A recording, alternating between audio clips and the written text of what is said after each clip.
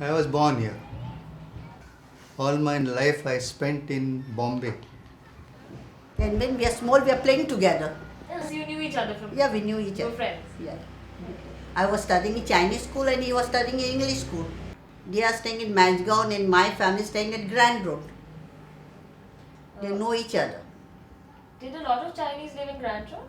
Lots. There was a Chinese bazaar also over there, market also over there. Where is It's Suklaji Street. Lots of Chinese. Cantonese, Hakka and Hupak and Santung. My grandfather first came to India maybe when he was 12 years old. That was at the beginning of the 20th century. 12 years old? 12 years old. What? He was there during the independence? Came before independence. He was there when the independence was announced? Yeah. Oh, No, my grandfather started the shop. So it started as a shoe shop? Yeah, it started as a shoe shop somewhere around 1930, I think. In those days, he was very popular. Means he was popular because he was making shoes for the industry. No? okay. I'll tell you all those actors which are of the old days only. That, what do you call it, that Dilip Kumar, then I'll tell you the Amitabh Bachchan, Dharmendra, and all those people, no? Of those days only used to make the shoes. Which part of China did you come from? Hubei province. Hubei. Hubeh. Our family was in dentistry. So I think we would like to, keep on that profession. I'm not a dentist, but I'm a businessman. I hire doctors to look after my clinic. Professional can be hired, but businessman cannot hired. I always told my mom I'd never be a hairdresser. And I know that I'm very good with it. I mean, I'm good with my hands. A lot of times people say that certain professions are embedded in your genes or in the community. It took me a lot of time to come around and think. I wasn't one of those people who said, when they, how people like, I've always wanted to be an actor. I always knew I wanted to be a singer. No, I wasn't like that. I wanted to do different things. I tried many different things, and then life comes a full circle. And then I decided that this is what I was good in. And this is where I found my satisfaction and it's my passion. I didn't want to go in traditionally, like basically I don't want to be put into as a cook or a chef or a beautician. I wanted to be different. I wanted to be out from that mold. People are very skeptical when they see, first they're like, okay, she's there. Then they'll turn and they'll actually turn to see, and they can't believe that there is someone who looks like that who's an advocate, because they see all Indian faces around the place. So they've got used to it now, more or less, I think so. Trends are changing now. I always said, you may have a beautiful clinic, you may have a beautiful salon, but what counts is how much money you put in a pocket. From your father, was there any pressure for you to, like, did he say that, you must be a dentist or you're Yeah, there were pressure, but I told him flatly, I said, I don't want to put my finger in dirty people's mouth. I'm a Hupak.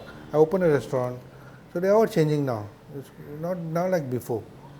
In 1964, after school, I was going to see a movie called Guns N' Avalon at Rex Cinema. So on the way next to VT station, there's a big commotion. So two taxi drivers said, "Che hai, ye China hai, isko bulao, jaldi bulao." So I went and saw a Chinese old man was hit by a taxi and he was semi-unconscious. So we took him to St. George's Hospital and I visited him off and on. Then he said, I want to go back to my family in Hong Kong. Can you raise money for me? I said, I don't want to fry. Fry is too expensive. I want to go by ship. I collected 4,000 rupees, in fact, from my friends and all. So I gave him. So he was very happy. When he was leaving, he gave me a piece of paper in the envelope. He said, this is for you. And after 6 months, he died.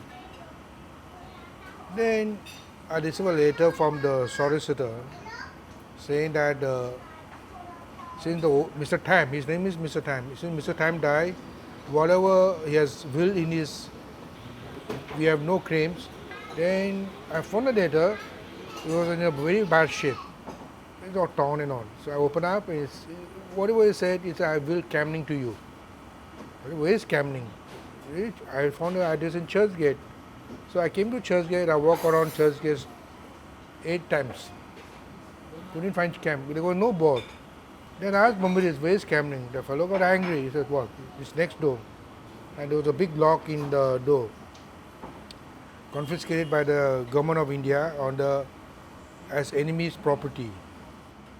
Then he said, okay, I moved the court, you get Camning. That's how I got Camning. I want to become a fashion designer or a computer engineer.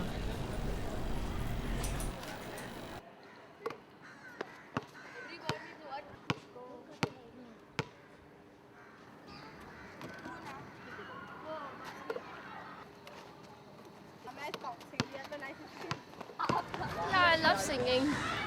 I go on singing whenever I'm free. Sometimes on the road I walk, suddenly the tune comes in my head and I just start singing. I sing in the church choir on Sundays 8:30 Mass.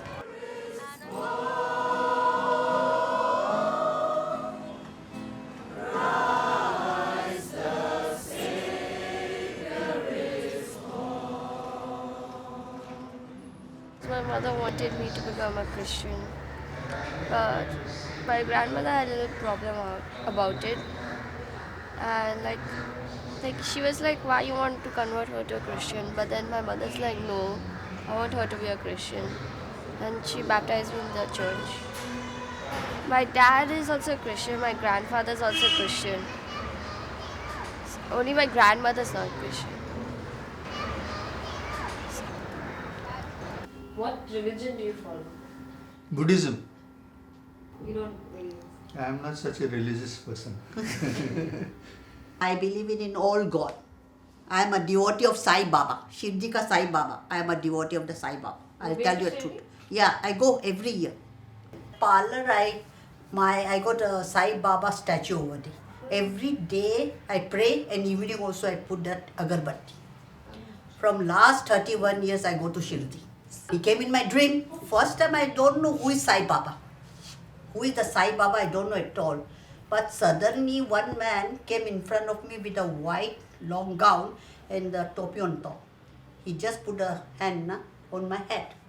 That time I opened my beauty parlor. So he's mean that you don't worry, you will succeed. So when I woke up, I asked, who is this fellow? And then those people told me, said, oh, this is a Shirdika Sai Baba. Then I went to Shirdi. The temple here, you visit the temple? Yeah, once in a year I go. Chinese New Year time we go. Now this time Chinese New Year is on the 7th of February. Everybody will go to the temple to pray.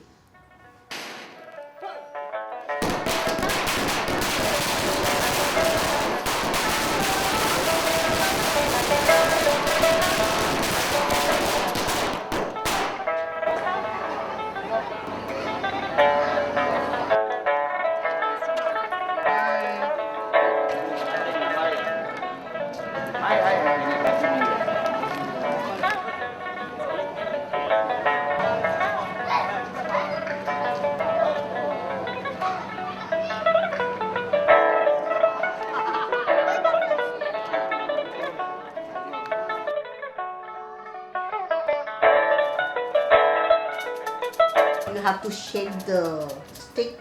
If the stick come out, the number will be there. So you just go on the wall and pick up the number, the year, luck is written over there. What will be happen, what will be happen to you. So it's true, huh? It's come true, yeah.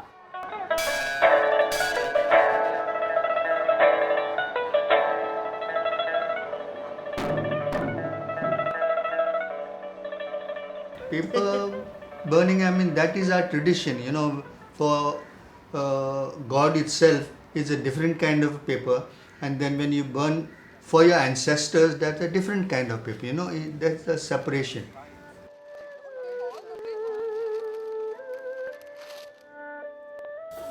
ये जगह Chinese symmetry है, चीना लोग का कब्रिस्तान है ये 1891 में लिया गया था और 1890 में कंप्लीट हुआ, चालू हुआ, क्योंकि इंडिया में 2 ही कब्रिस्तान हैं, एक अपने वडाले के अंदर है और एक कलकत्ता में, और कहीं नहीं है। आप यहाँ कितने साल से हैं? यहाँ 50 साल से हूँ, 50 साल के ऊपर ही होएगा। यहाँ पहले मेरे वालिद थे, वालिद आने के बाद वालिद खलास हुए तो उसके बाद मैं संभाला इधर, अब मेरे बाद समझो मेरे बच्चे संभाल रहे हैं। रीति रिवाज इनके ऐसी है, जैसे कोई मर गया हो तो उनके जो मरने की तारीख है वो तारीख पे इन लोग आते हैं। पैदाइश की तारीख जैसे बोलते हैं अपन यहाँ बर्थडे बोलते हैं, उस पर भी इन लोग आते हैं, है ना। जैसे वो जो चीज़ वो खाता था, चॉकलेट है, अंगूर है, सेब है, केला है, दारू है, मुर्गी है ना, हर चीज़ उसके लिए रखा जाता है। बहुत जुनी है, मतलब बहुत सी गिर गई है, लेवल हो गई है, जिस किसी का मार्वल नहीं है नाम, तो जिसका है जो वारिस वाला है वो आता है, उसका रिपेयरिंग वगैरह करा देते हैं, बाकी और तो कोई आता नहीं, तो उसको ट्रस्ट देखती है।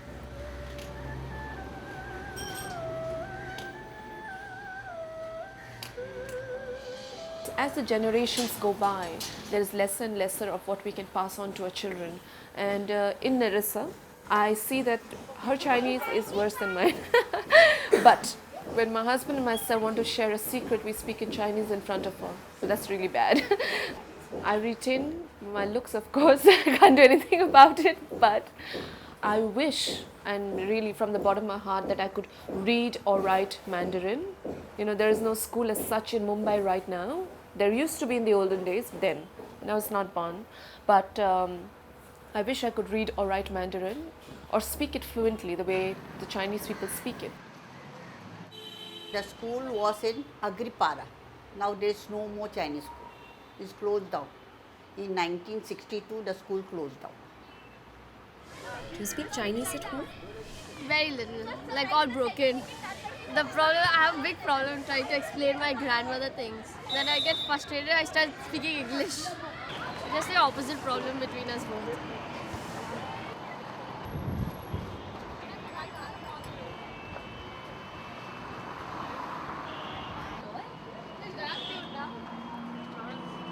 I put eyes also. During our young days, we used to go to movies every now and then. Raj Kapoor's movie, he likes all. You see all the Raj Kapoor's movie. Awara, 420, Barsat Ki Raat, Siri 420. good movies. Then that film, that Joker film, which was it? Mera Naam Joker. Mera Naam Joker. Do you know who is my favorite actor? No. Dev Anand. Evergreen hero. Still, even now? Yeah, still now. But now is this one. Rakesh Roshan's son, na? Hrithik Roshan. Okay. And Jitendra also, huh? Still? Yeah, Oh. Jitendra. The Jumping Jack. Do you have a lot of Chinese friends? Yes, lots. They migrated to Canada, Hong Kong. After 62, they all left. Why We are did- doing well over here. So we didn't leave. We like our India, so we didn't leave. During the 1962 India-China War, were you affected? But it was very, very tense because a lot of innocent people were arrested. They were sent to Rajasthan. In Rajasthan, there's a camp where all the Chinese were put together. They arrest the Chinese from all over India, put them together, and in Rajasthan camp. Many of them died in Rajasthan camp. But later on, the Chinese government, means Red China, they sent 2 ships to take them to China. So all of them left for China. That's why. The war was a very short one, no? It was not a long war. When I read about it, it was just about near about 8 or 10 days, not more than that it was. It was a short war. But it was a thing which broke relations for more than 30 years, no? It took a long time to heal the wounds of the war, this thing. Do you have any relatives in China? Right now, I got a sister over there. My sister is there. Now still I don't know she's alive or dead, I don't know now. We haven't met. So many years. I will go one day. If I live, I will go one day. Because now our Indian and China, they are very friendship, no? So many Indian also, they go and visit China. Great Wall of China, Peking. I too want to go and see. Chinese people were all scattered. Before they used to concentrate on Grand Tour and Mazgon. That would be the Chinatown. Now very few Chinese stays in Grand Tour area. Now every family in Mumbai, everybody's got somebody abroad. That's why get together this community is very difficult. So that's why you have this MCA. So we pull all together, all these people. Have you ever thought of moving to Canada? Now my children are there. I go there very often. My wife goes there very often. Naturally, we didn't leave. We didn't leave, but just because I like India more, and my age is catching up, so I get scared to travel long flight. Too tiresome. But India is my home. I would not go back as such because basically I'm very used to Bombay. Like I miss Bombay and people know me as such. Like even when I go to courts and all the judges and all, they know me very well. Like they're like, even if I do something, they're like, Miss Lee, it goes that way. Like, so.